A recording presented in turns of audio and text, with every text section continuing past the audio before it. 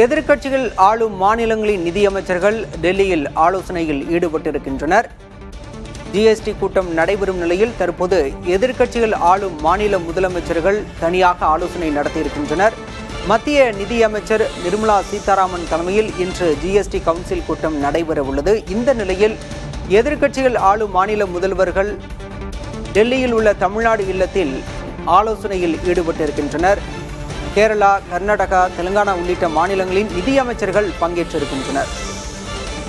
டெல்லியில் GST council கூட்டம் நடப்பதற்கு முன்பாக எதிர்க்கட்சி மாநில நிதியமைச்சர்கள் ஆலோசனை கூட்டத்தில் பங்கேற்று இருக்கின்றனர். வருவாய் இழப்பை ஈடு செய்ய இழப்பீட்டு வரியை மத்திய அரசு தர வேண்டும் என வலியுறுத்த முடிவு செய்யப்பட்டிருப்பதாகவும் கூறப்படுகிறது. எதிர்க்கட்சி ஆளும் மாநிலங்களின் நிதியமைச்சர்கள் டெல்லியில் ஆலோசனையில் ஈடுபட்டிருக்கின்றனர்.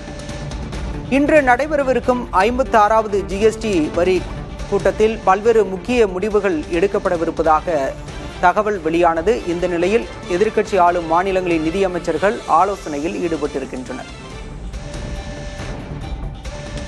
விவரங்களோடு செய்தியாளர் கணபதி இணைந்திருக்கிறார். கணபதி, கூடுதல் விவரம்.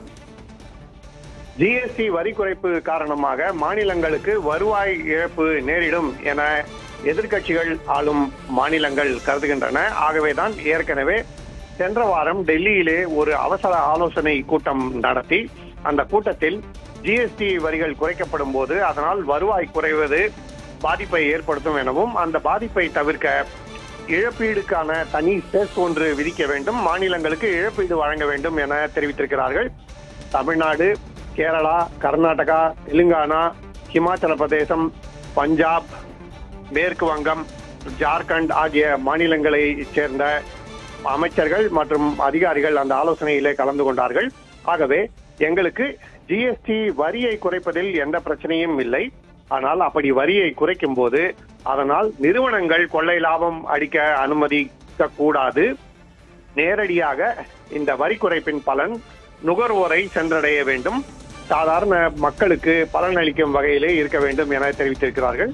அது ஒரு புறம். இரண்டாவதாக, மாநிலங்கள் ஏற்கனவே நிதி நெருக்கடியில் உள்ளன. ஜிஎஸ்டி அறிமுகம் செய்யப்பட்ட போது இழப்பீடு செஸ் என்று ஒன்று தனியாக அமல்படுத்தப்பட்டது. அதன் மூலமாக மாநிலங்களுக்கு இழப்பீடு வழங்கப்பட்டது. அதன் மூலமாக வரும் வருவாயை எப்படி ஈட்டி மாநிலங்களுக்கு இழப்பீடு அளித்தார்களோ அதே போலவே இப்போதும் ஒரு தனி இழப்பீடு செஸ் ஒன்று கொண்டு வர வேண்டும் எனவும் அதன் மூலமாக வரி வசூல் செய்து அதை மாநிலங்களுக்கு கொடுக்க வேண்டும் எனவும் அவர்கள் தெரிவித்திருக்கிறார்கள். ஆனால் மத்திய அரசு இதற்கு ஒத்துக்கொள்ளுமா என்பது கேள்விக்குறியாகவே உள்ளது. ஏனென்றால் பொருட்களின் விலை குறைக்க வேண்டும். அன்றாடம் பயன்படுத்தும் பொருட்களின் விலையை குறைத்தால் மக்கள் மீதான சுமை ஓரளவுக்கு குறையும் என்பதற்காகத்தான் இந்த வரி குறைப்பு செய்யப்படுகிறது. அப்படிப்பட்ட சூழ்நிலையில் மீண்டும் ஒரு செஸ் விதிக்கப்பட்டால் அதனால் கூடுதல் சுமை உண்டாகும், பொதுமக்களுக்கு ஏற்படும் பயன் குறையும் என கருதப்படுகிறது. ஆகவே இன்று காலை 11 மணிக்கு தொடங்க இருக்கும் ஜிஎஸ்டி கூட்டத்திலே இது தொடர்பாக தனி ஆலோசனை நடைபெறும் என கருதப்படுகிறது. 8 எதிர்க்கட்சிகள் ஒன்றாக இணைந்திருப்பதன் காரணமாக இது மிகவும் முக்கியத்துவம் வாய்ந்ததாக கருதப்படுகிறது. தமிழ்நாடு இந்த விவகாரத்திலே முக்கிய பங்கு வகிக்கிறது என்பது குறிப்பிடத்தக்கது. பாலா, விரிவான விவரங்களுக்கு நன்றி கணபதி.